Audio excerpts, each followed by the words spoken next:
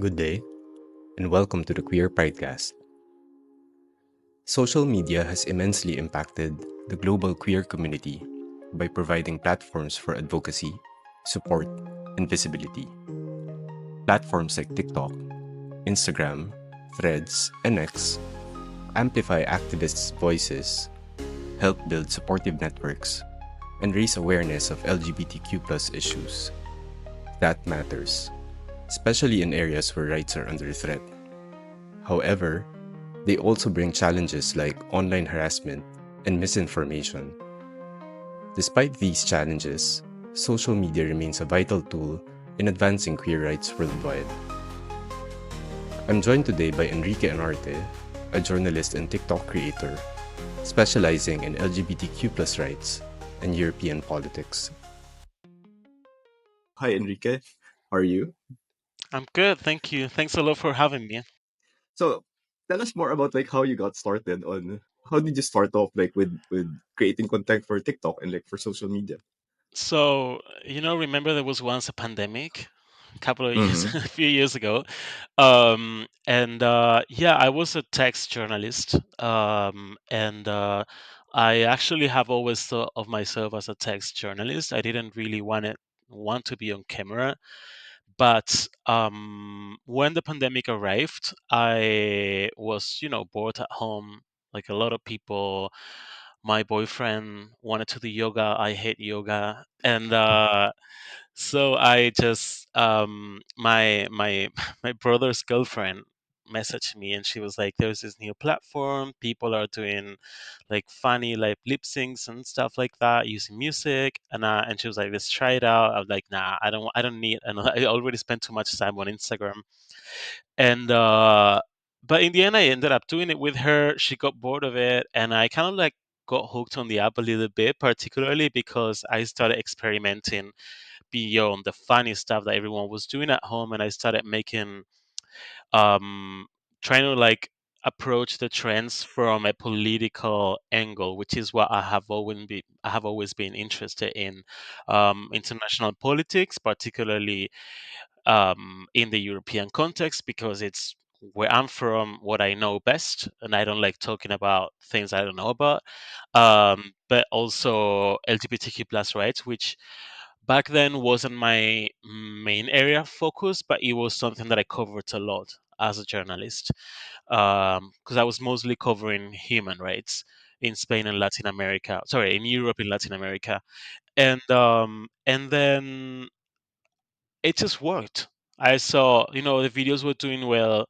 People were following me, but also more than just follow me. It was just like I saw that the videos were performing. As you know, TikTok is not necessarily, and a lot of social media platforms before the TikTok revolution, if you want to call it like that, were more follower based or follower powered, whereas TikTok was the first one that became so mainstream that was mostly powered by the algorithm. So most of the content that people consume is selected by the algorithm. Whereas before on Twitter, for example, it was like, who do you follow, and what do the people that you follow post or retweet.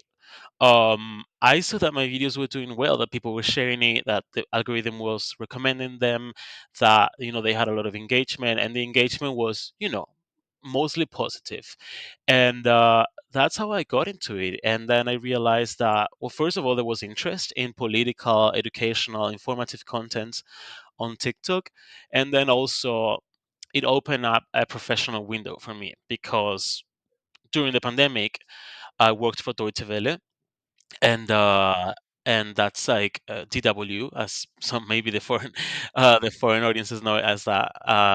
And DW was like very focused on TV journalism, but during the pandemic it was harder to produce because we had like distancing rules. So they started investing a lot in new social formats, and that was an opportunity for young journalists like me, not only me, also many of my other colleagues, uh, to like show our skills, our interests, and all of that. And I joined the first TikTok team at Deutsche Welle, which was focused on covering news, politics, culture, lifestyle in Berlin for internet for an international audience. So that's how I started, and then I joined. Well, I co-launched Openly's uh, TikTok channel, and that's a long story. But basically, it was what I'm trying to say is that it was mostly linked to the context of the pandemic, and even though it was a very traumatic and horrible experience for so many people, it did open a lot of opportunities for social journalism. So that's good. Do you remember the first video where you said, okay, this is really going well? Like, do you remember that particular, is there a particular video that stands out?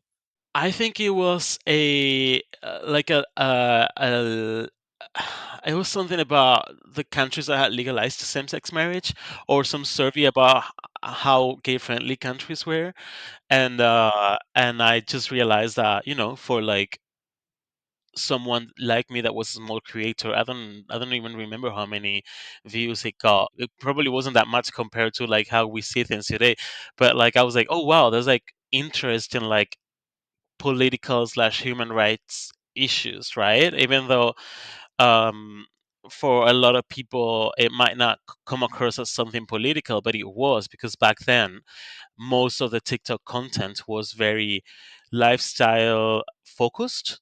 Whereas we see more and more news and political contents today, as people are getting more political on social platforms this day. Um, Back then it was that there was no news content, no political like almost no. And I think that's what, when I was like, it took me actually a long time. That's what I always tell people, like, you don't realize what you want to do from the beginning. And if I see my first videos now, I actually took down a lot of them because they're very embarrassing. uh but yeah, like it took me a long time to figure out what the tone that I felt comfortable with was, what kind of stuff worked. Also, just like, I just made a lot of very random things, and it took a lot of videos to really to kind of like get strategic and get like a wider vision and say, oh right, this is why this works and why this doesn't work. This is why people share this video and not that video. But yeah, I mean, that's kind of like my TikTok story. It was very linked to the context of the pandemic, and in that sense I was one of the first journalists to try to use it, and I also was very inspired by the Washington Post in the U.S. and Sophia Smith Gaylor in the U.K. And obviously by my former boss at DW, Johanna Rüdiger, here in Germany, who were journalists or media teams that were trying to, like, do something new, more traditional or more creative. We've all evolved a lot, but yeah, that was a weird time because we were trying something very new, and to be fully honest, at first the reception wasn't great from other people in the journalism industry. Some people were Why very is that? excited. Well, I mean, I think journalism is a very conservative industry, has always been. Um, Not necessarily politically, but in terms of like how things are done and how things should be done. And for us, those of us that try things and insisted in trying to reach those audiences back in 2020, not now when everyone's on TikTok, every week there was like a big article on a big media outlet, or there was a colleague.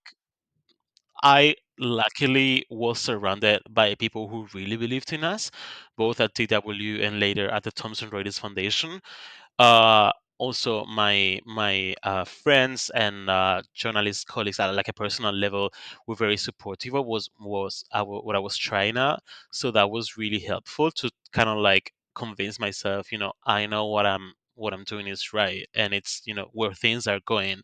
I also, a fun fact, when I started working professionally as a journalist, someone once, I was like, well, why don't we use Instagram to like share news? Mhm. And someone that I worked with was like, no, Instagram is for cute pictures, flowers and pets and like whatever. I was like, okay, fine. I didn't work in the Instagram team, so not my problem. I was just like raising a possible like potential like idea or project, whatever. And you open Instagram right now and it's full of news and informational and educational and political content of all kinds. So I knew that there isn't such a thing as this isn't a place for news, because it's about figuring out how to tell news or how to Yeah. like share educational political content. um so I knew that in that sense, secretly knew that I kind of like was right, and also because I really admired what my other colleagues in the industry were doing, Sophia and Dave at the Washington Post. Like, I really liked what they were doing, and I saw that people loved it. So I knew that they were right. But for a long time, for the first year or two, it was like every week there was someone saying that we were destroying journalism, that like this and that, and now I think in the latest Reuters study of a report for the state of journalism. I'm not sure how it's called. Sorry. Um, uh, I think it's like 49% of the top news outlets in the world are on TikTok, posting content to TikTok regularly. So It's amazing. That's it's amazing. great. It's great because those audiences deserve to be served. You mentioned earlier about Instagram and political content, right? And recently, like Instagram has been trying to block political content. Do you think that TikTok is more, I guess, like welcoming of political content? Like, because I know that, like, like you have to actually ask Instagram to not censor political content. So has that been a challenge for your work? Do you prefer TikTok more than Instagram when you share like news? Well, I mean, it's hard to tell because I think it's really easy to talk about, to simplify how platforms work. And platforms are very big companies. Actually, we don't know what the code of the algorithm is. So we can only gather anecdotes or like maybe like larger amounts of data, but we don't really know. And algorithms are changing all the time. Yeah. We know that TikTok used to recommend shorter videos before, and that now it's betting on longer videos. Um, the algorithms just change over time, and so does the Google algorithm, which isn't necessarily like a social platform the way, right?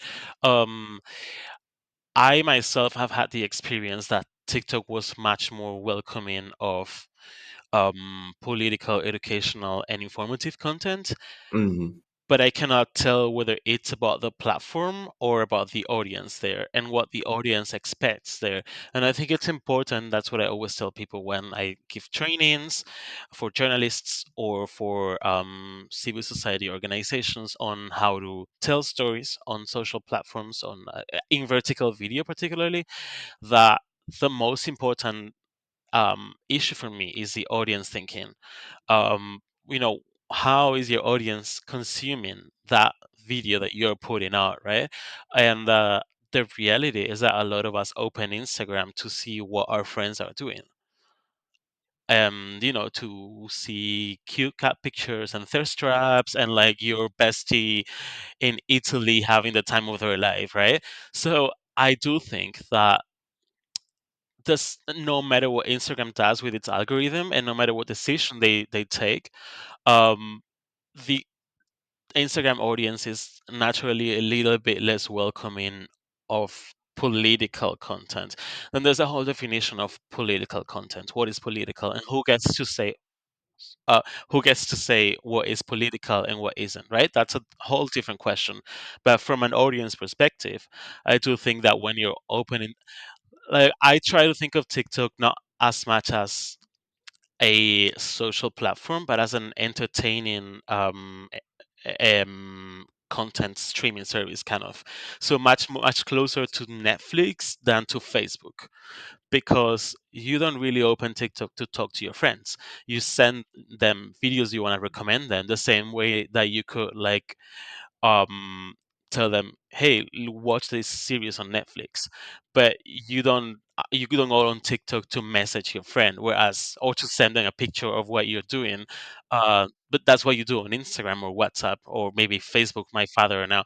But but in that sense, I think it's important to like differentiate that key issue, which I think makes the audience on Instagram probably naturally a little bit less welcoming of stuff that isn't um that doesn't feel like what you want to watch when you're like maybe like relaxing or just like see like some like uplifting content. That doesn't mean that you cannot make like political, informative, or educational content for Instagram, and a lot of people do it, and it's great. And it's also great that those videos that maybe originally made for TikTok also reach other audiences. Also, because let's not forget that TikTok is banned in some countries. So, like, if you want to reach audiences in India, you cannot use TikTok. You have to rely on Instagram or YouTube Shorts. So it's great that there's that option. I do think that I myself am much less likely to listen to a very political video on Instagram, or sorry, on Instagram. Yes, because maybe I open at 4 a.m. when I wake up and I cannot sleep again, but I don't really want to be like distressed by a political opinion or by something that will worry me. I just want to see my friends partying, right? I don't know. So I think it's important that we see those differences when trying to reach people, because it's all about reaching as much people as possible, right? So you talk about audiences, right? And especially since you talk about like LGBTQ plus issues around the world, like how did you notice like a difference in terms of like reactions from different areas around the world, especially in countries where I assume like in Russia, for example, like you would have content related to LGBTQ plus issues to be more, I guess, like really politically charged. So have you seen the differences, and have you seen how, I guess, like the algorithm sort of like influence reception in different countries? I mean, I think it's not necessarily that much about the algorithm. I mean, we can always talk about the algorithm, but the reality is that we don't know what's happening, right? We don't know whether social platforms are tweaking the algorithm for different countries, or we don't know that. So I'm not interested in that, because I that's like pure speculation, right? And I'm a journalist, so I never like share actually my personal opinions on things. Um, for me, as someone who just wants to like share information from an impartial perspective, I am interested in like more interested in like how do different audiences interact with the way the algorithm works, right? In that sense, obviously, what I say is that I don't have the resources to put out different kind of content for different audiences, right? So I usually try to think of paint in my head the image of the audience as generic as possible, but still specific that I want to reach. And if it reaches other people, that's great. But I need to like think of who am I trying to reach? How old is that person? What are they doing when they're watching the video? How are they likely to watch the video until the end and all of that? The algorithm, however, usually the For You page takes the video, the famous For You page takes the video to places that you were not expecting the video to go to, right? And that means that particularly there are keywords that might take the video to places that are less welcoming or less accepting of LGBTQ plus people. The reception will be very negative. And we've seen that with a lot of, actually not that much in Russia. Yeah, in my experience, not that much in Russia because of what the videos that I have done, right? But in more like in African countries, and actually not in Africa as a whole, because Africa is very diverse, right? So I think that countries like, for example, Namibia and South Africa, I have seen a much less negative response than in countries like Uganda or Ghana. Uh, I've made videos that were very, highlighting LGBTQ plus stories, uplifting or positive LGBTQ plus stories from Nigeria, and one would expect that the response was negative because same-sex relations are illegal in Nigeria, but actually there was like a huge um ally or queer community there that was like really hyping up the video. So I think that also the algorithm sometimes suppresses you in a positive way and helps like break down stereotypes as to like how gay friendly or LGBTQ plus friendly certain countries or societies are. But obviously, the same way that we a few years ago had a lot of issues with Hungary. Here in Europe, we're seeing a lot of backlash on in terms of like the comments from particularly a series of African countries where if you actually read the news, you see that there's a heated conversation around LGBTQ plus rights with usually conservative political leaders say that queer rights are a Western imposition and that it's like a new form of colonialism, while human rights activists and LGBTQ plus activists remind them that queer people have always been there, that there's historical evidence of people who were not straight or cis being there before colonialism. We know the Philippines is a good example. Like we know of like queer identities, pre-colonial queer identities that Filipinos constantly try to like highlight and to remind ourselves that LGBTQ plus right. What was colonialism, historically speaking, was like in the case of Spain as a Spanish person that has recently been in the Philippines. What we brought was Catholicism, Yeah. and that. There's a narrative that's going on that, like, when we talk about LGBTQ plus issues, like LGBTQ plus rights, like it's sort of like an imposition from the Western world. And I've recently started seeing this being parroted as well on social media from the Philippines. Like I see some people like using that exact phrase that I used to not see before. I guess like I've been an early adopter of like social media. Like I've been in social media since what 2000, like MySpace days, I would say. And like you see the changes, right? And I also saw like how the discussions have sort of like shifted towards like becoming more welcoming of like queer rights. Whereas before, like you see all of this resistance, like you see like in the reactions that people like leave on like posts and also the comments that they post, like you see a lot of like negative reactions, but you see also the change that has happened like over the past like couple of years. But now I see like it's sort of like changing, and there are like I guess political forces in the Philippines that are sort of like also I guess parroting the same narrative that this is a Western imposition. Um I think you work with like journalists, like with LGBTQ plus journalists, right? You train them. Like what feedback did you get from them? Like, have you heard, were they harassed by on social media, like because they have been creating these type of content, or has it been mostly positive? I mean, it depends on how you define mostly. I think um, I know of a lot of really serious cases of online and offline abuse because of having gone viral or having been visible on social media. That's a growing issue right now. Um, when it comes to online harassment, um, well, there are many layers. First of all, I think Adam, uh,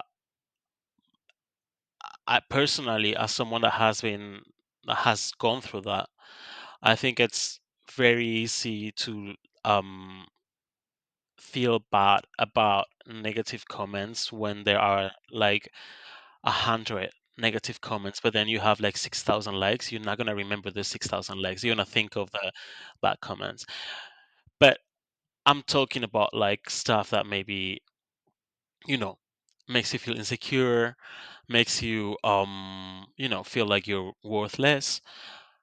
Online harassment is totally different, right? I mean, it is a kind of like a form of like online abuse to make you feel bad, but like obviously it's not the same as actually being targeted because you're a woman, because you're a person of color, because you're trans, because you're a migrant, because you have a disability, or because you're gay. In my case, that has happened. But obviously, I think it's important to remember that there are groups that are more affected by online abuse, the same way that there are more groups that are more affected by discrimination and violence in analogical society. And I know I've seen firsthand, and many studies show that women, people of color, trans people, migrants, they suffer higher levels of online abuse. And I don't think, I mean, in my experience, there aren't enough tools in platforms, like, within the platforms themselves to tackle this. And very often they fail at take down comments and all of that.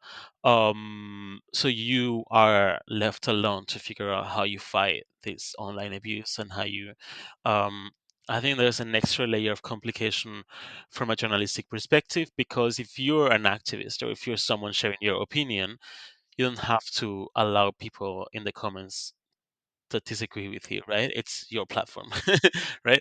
If you're a journalist, there is a certain level of freedom of expression that you need to allow. Now, how do we define freedom of expression? And we also know, and I know that firsthand, but I also there's evidence suggesting that participation is uneven when there is online abuse happening. So what I mean is, if you are a person who isn't white and you see a lot of racist comments on a video, you're less likely to participate in the online conversation. And why? Because even if you disagree with with these people and they're not talking about you, what if it turns against you? What if they target you personally? What if they dox you? What if they, right? So this happens with women, this happens with trans people, this happens with people of color. um so, you know in the case of journalism, there's a we need to look for a balance where we need to allow things that you as a viewer might not agree with, but we also need to make sure that there isn't a certain tone or let's say qualitative content that prevents other people from participating, particularly marginalized voices who do not have the same platform. And then, is that freedom of expression, right? Because if only some people are free to express themselves, to say whatever they want against some people, and then that doesn't allow the other people to express themselves freely because they fear retaliation, then that is that freedom of expression? I don't have an answer, but it doesn't sound like freedom of expression to me. So that is another layer of online abuse. And then obviously, there was a really good example, sad example, a few months ago in Nigeria, where there was this. Remember this group, this trend? I'm a gay man in Berlin. Of course, whatever. I'm a gay man, right? Like everyone was reinterpreting the trend. We are a lesbian couple. Of course, we moved in after one day after meeting.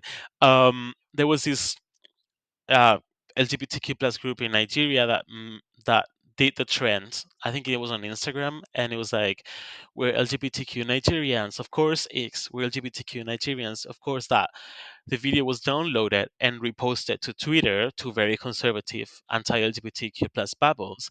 It went viral there, and then to the point that people started asking authorities to do something against those people, and Nigerian police announced that the people in the video would be arrested. I don't think they were arrested in the end, but it kind of like shows um like how dangerous the internet has become.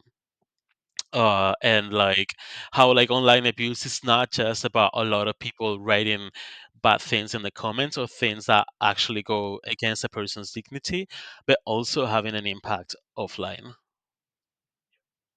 Want to talk about misinformation and disinformation. You were talking about like how a lot of journalists were actually hesitant to like join social media. And I think one of the reasons why is because like, the churn of the turnaround of like news, right? Like especially with social media always being present, like like you always have to be updated, and it makes it harder and harder to fact check.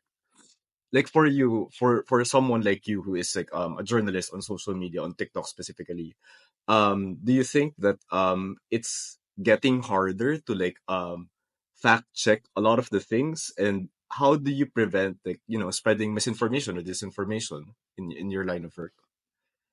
Um, well, actually, a lot of the work that I'm doing lately, particularly on my personal channel, which is, if people want to check it, slightly different to my work channel. So I currently work for the Thomson Reuters Foundation, which is Reuters' charitable arm, and concretely for openly, which is its LGBTQ plus news brand on TikTok and Instagram, openly news, and on both platforms. And what I do there is much more like LGBTQ plus news with, usually a creative approach and commissioning videos from around the world from by contributors, freelance contributors. On my personal channel, I try to focus much more on misinformation and the topics that I know more about. So European and EU politics and LGBTQ plus topics.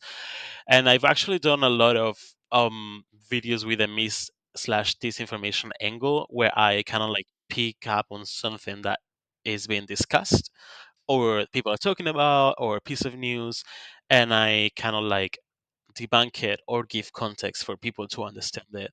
So some examples are recently Matteo Salvini, the far right leader in Italy, was talking about the European elections and like showing a picture of a pregnant trans person saying, "Don't vote for Europe, vote for Italy." So I use that to talk about what LGBTQ plus protections we actually have at an EU level and how like trans people are not actually protected at an EU level, not because often the EU or the European Parliament in this case don't want that, but because they don't have the power, because the EU has a very complicated political system where the member states hold a lot of the power.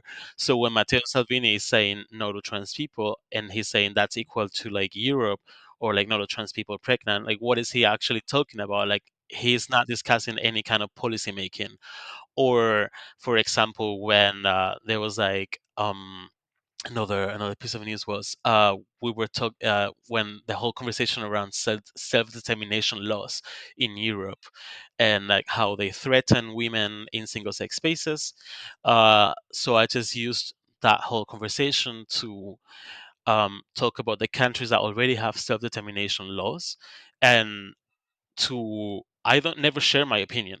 Like I never say I think that's a good point. I think that's false, whatever. I just like use that to look at facts and like to look at what the experience in other countries have been so that people have more context. Or for example, when J.K. Rowling was talking about how the Nazis did not target trans healthcare, I went to the place where the Nazis burned a lot of LGBTQ plus books, a lot of which were the some of the pioneering research in the world here in Germany before the Nazis took over to on gender affirming care.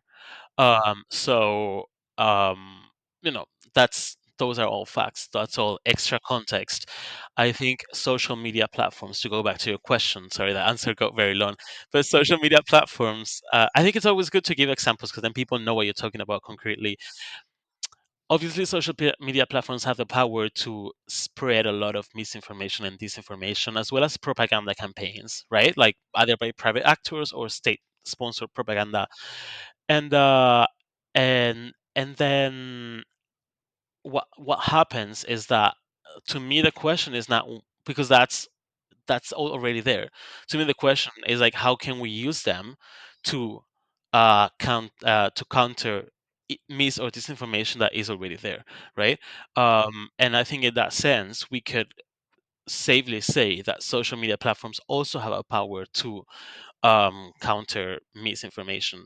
Um, the Obviously we need to figure out how to do it in on platforms, for example, that do not offer you the possibility to have a link like TikTok, because you can't directly link to, let's say, like a fact check on a website as you could on Twitter. So you have to like kind of like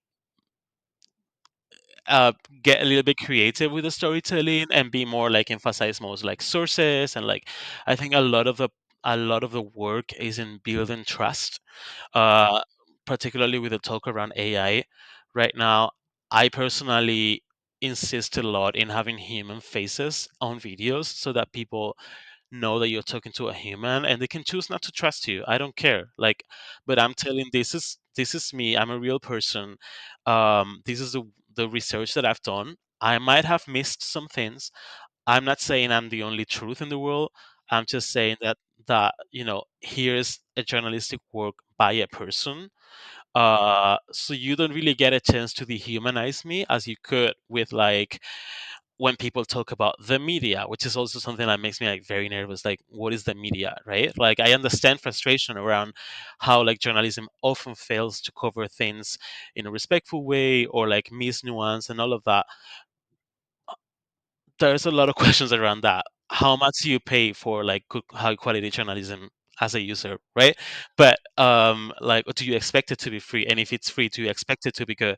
But beyond that, um, it makes me very nervous when people talk about the media, because the media is like, sure, there are like big owners that own like big newsrooms, but it's also just like normal people trying to do a good job, often not really well paid and under a lot of time pressure, and with people saying you haven't covered this, you haven't covered that, this and that. So I think it's important that we humanize journalism, particularly in the context of the fight against misinformation. And humanize to me means to assume and to like acknowledge and embrace the fact that we are not the owners of the absolute truth as journalists and workers of the media industry. We can only give a specific perspective, and we should not aim at saying this is the only truth. We should just aim at saying, hey, I've done this research, this is what it says. You do what you want with that piece of information. And I think in that sense, it's very important that we like try to um, use this that nature has given us, which is like a face and a body and like our voices, and like it's. I think AI has a lot of opportunities and all of that, but honestly, in this world where it's harder and harder to tell what is true and what isn't, it's really important in the context of a fight against misinformation that we embrace no human resources, in a sense of, there's a person, you can choose to trust them or not, but it's a person. It's not like this evil construction of like a secret conspiracy to dominate the world. No, I'm just a person and I'm telling you this. I've worked on this work. You can choose to trust it or not. I'd like to, I guess, like highlight on that and also talk about, with the advent of social media, and we see this a lot, like, people just cherry pick like what information they want to see, right? And like it makes it harder for people to, I guess, trust, because they always use the lens of their politics on the type of content that they consume.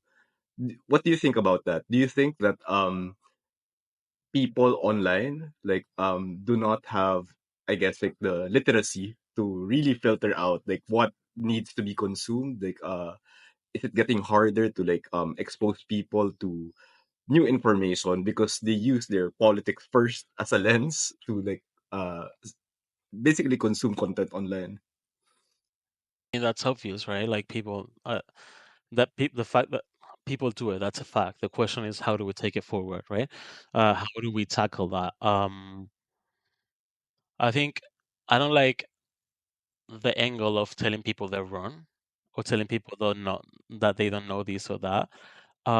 I think the reality is that a lot of us, I mean, I've worked with social media professionally, so I've had access to a lot of context and nuance that maybe a lot of people don't haven't had access to. So that's a position of privilege.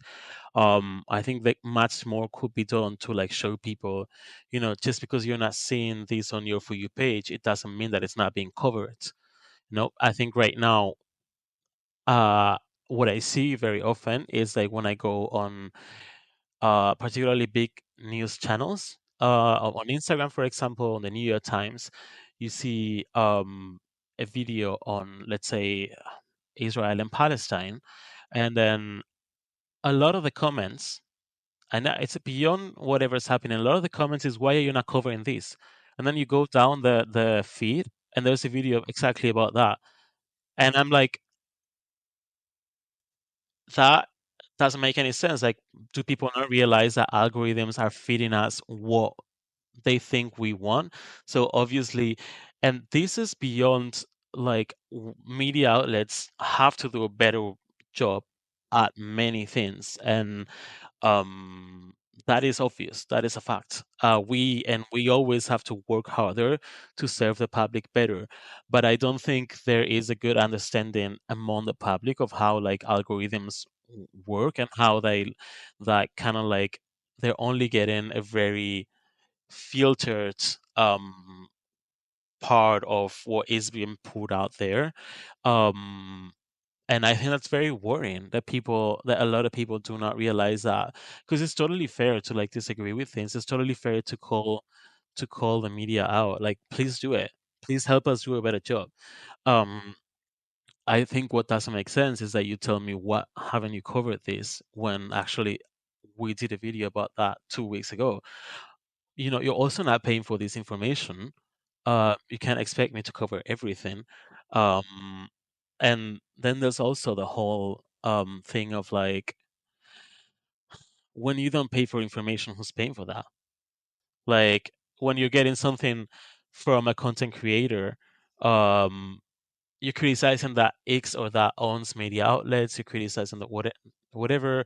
Um, but a lot of people tell me, "Oh, you're getting paid by the EU to make European politics content." First of all, I'm not. I'm doing this because I'm a nerd.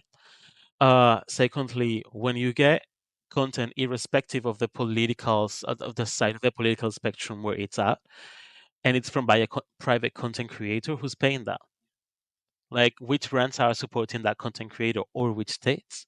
We know that of many cases, I recently read a study by, I don't remember, it was like a think tank, and it was about how, like, in the Philippines, Indonesia, India, and another country, like, content creators were playing an increasingly important role in elections, and like how political parties were paying them, and but very often that was not disclosed because it wasn't purely a political ad. And uh and then obviously content creators are less critical of like whoever is paying for them, right? Whereas a journalist is like there to ask hard questions, and a journalist can always do a better job. But what I think what's important that people realize without um I don't know how to say it, but how to say it, but like, it's important that people realize that if you're not paying for information, someone else is. A lot of the journalism that is being done is either paid, public broadcasters, right? But if it's not a public broadcasters, who is paying for that? Great, it's good. It's good that you follow that you follow the money, but that you should apply the same logic to everything else. And I don't think, again, because I think we have normalized this idea of the media, this conspiranoid theory around the media wanting to control the world, this and that. But like, people have to make ends meet anyway, and if they don't, it's because they already have money from another source. So like, question everything, not just like journalism. No, it's funny that you say that because I read a tweet before that the future of journalism is gonna be trust fund babies who want to like write the news because they don't want to be. I mean, it's sarcastic, obviously, but I was thinking like you're right, right? Like if you're not paying for the content, who is? And I guess like this is just us seeing what has happened before with traditional media, I would say, because the traditional media did have advertisers before, and as you said, like they're also owned by like some companies, like big companies also owns like large mainstream media. But now like it's becoming more obvious. And you're right, like in the Philippines, like we saw a lot like during the elections, we saw a lot of these content creators were getting paid secretly by politicians to influence the elections, and it did influence the elections alarmingly. So I was actually happy to see that like Facebook was trying to really enforce like advertise like like strict rules on advertising, on like how you get paid for like your content. But all that being said, do you think there's much to hope for, like for the future of journalism, now that we're seeing that most of the people, I guess, like with the rise of social media, we are at the mercy of like whatever algorithm is being created out there or has been set up. Are you hopeful? Like, do you see that this is the way forward? I am hopeful. I think it's great that we're seeing the rise of journalist creators right now. Some of them doing that privately on besides their job. Some of them doing it as a. I just went to a few couple of months ago to the Perugia Journalism International Journalism Festival, and we talked about like what journalists can learn from news influencers. And one of the conversations that a lot of people were asking about was like, well, should journalists take brand deals? And I'm like, well, newspapers had advertising and it was never an issue. You're trusting creators that have brand deals. What is the difference with journalists? As long as they're transparent, what is really the difference between that and advertising on a newspaper? I don't think there is. And I think that is going to allow a lot of people who have perspectives, because journalism is also about perspective. As I said, there isn't an absolute truth. You can do research, and there are some facts, but even facts have perspectives, right? So it's, I think this will allow a lot of journalists who maybe didn't have certain privileges to reach bigger platforms slash newsrooms, or stories that certain newsrooms did not want to publish, and other journalists can work on them, and by being financially independent through other sources that they're transparent about, they can dedicate more time to projects that, the reality is that journalism doesn't pay well. It doesn't pay as a brand deal. So um I think that will help everyone, but both sides have to make an effort to like be constructive. Journalism, journalists and media outlets have to be more transparent about how they work and why they do certain things, and um, the audience, I think, needs to be a little bit more, how to say, like, self-critical about why are they holding journalists to standards that they're not holding everyone else to, and whether they want to be informed or they just want to like people to tell them what they already know. It's your choice. Like, it's not, mm, you do what with your life whatever you want. My job is to try to give you context, to try to find misinformation, to try to like tell stories. I can always do a better job. Please help me do that. But it's your choice whether you want to have information, even the part that makes you uncomfortable, which life is nuanced. Welcome to life. And that doesn't mean that things, I think sometimes we think that because everything can be simplified into a 60-second video. We think that just because things are nuanced, it doesn't mean that you cannot talk about them. It doesn't mean that you should not advocate for things. It doesn't mean that things should not be changed. Things are nuanced, and yeah, um you can take action. You can fight for the things you believe in. You can like demand media outlets and politicians to do a better job. All of that is compatible at the same time, and the more we realize that, the I think the better life the better our lives will be for like journalists and also for users. I'm also a user, and sometimes I see things that I'm like, I don't I don't really feel comfortable with, like, or like perspectives that really like I hadn't thought of and that do not fully make me comfortable. But if that's a fact, and maybe like I just watch it and then I'm like, oh, right. That part is interesting and it's actually fact checked, but that other part is not.